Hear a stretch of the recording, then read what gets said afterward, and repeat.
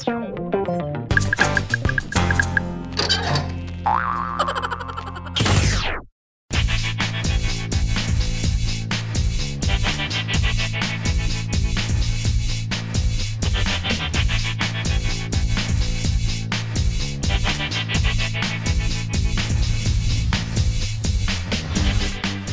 the year 2000, I visited Tanzania, and I was amazed to discover that Coca-Cola had branded not just the villages, but the actual milestone markers between major cities were Coca-Cola signs. These are concrete, permanent signage that had been put into the ground.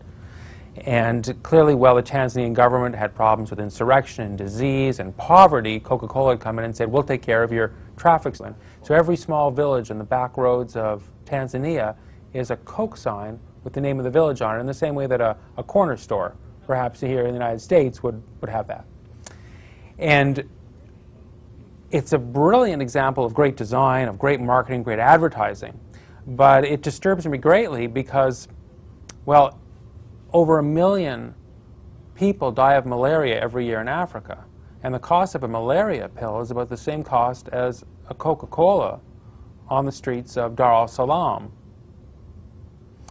And so in the book, I lay down this challenge. Wouldn't it be great if we could find a way to use Coca-Cola's impeccable system for distribution to distribute things that we really need to share with the world, rather than sharing our chemical or our style addictions.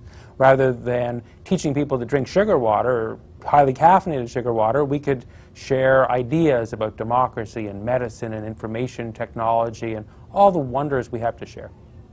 Well, there's this guy named Simon Barry in the UK. He has a site called colalife.org. And he kind of blew me away because I laid down this challenge, and Simon Barry got in touch with me, and he had actually come up with a way to take advantage of that distribution method. What Simon's done is he's designed a pod. If you can imagine a case of 12 Coke bottles, 12 Coke bottles, 4x3 grid, has 8 spots between the bottles. And he designed this little pod that slips in between those bottles. And the idea is you could put something in that pod. It could be resuscitation salts, it could be condoms, it could be health information. Whatever it is, we can distribute stuff through the Coca-Cola network. So while I'm busy ranting about Coca-Cola in Tanzania, guys like Simon Barry are thinking of ways to take advantage of the situation and do good. And the book is full of stories about ordinary designers who have done an extraordinary thing.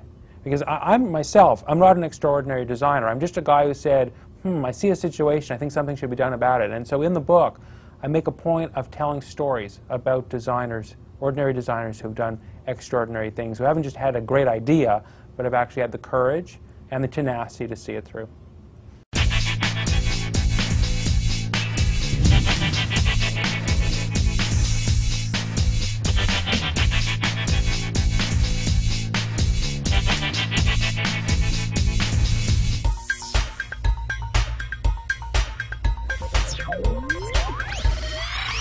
Thank you.